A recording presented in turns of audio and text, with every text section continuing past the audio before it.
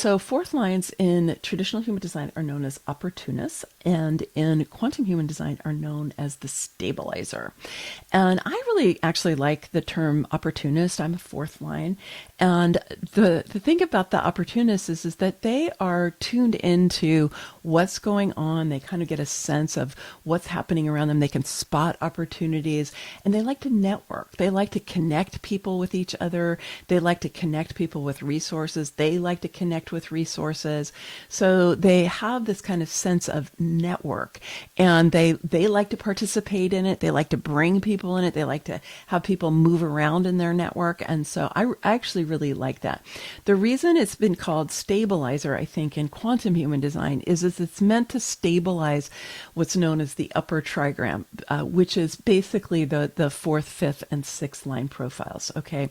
Because this idea is that you need a kind of foundation or kind of stable base coming out of the more personal reflections, personal experimenting and investigating, right? And then you have that foundation, and the fourth line is then going to take that and stabilize it as we move into the outer world.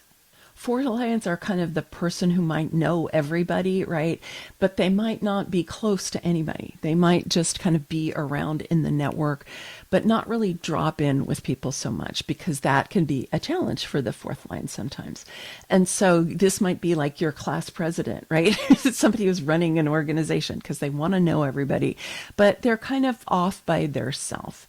And so the fourth lines can be disempowered when they don't feel the ability to communicate with people or to connect with people, or if they get a little afraid of that. If they somehow were made wrong for that when they were kids, it was like kind of like, get back in your own lane. Why are you always talking to everybody? You could imagine that, the fourth lines as a child might have been writing notes and passing them around in class, right? Or they might have been organizing people at recess to do certain things, and they could be made wrong for that, right? And so you want to take a look at what was true for you, and were you really supported as a kid to have that incredible opportunist perspective, that ability to network and to connect things together.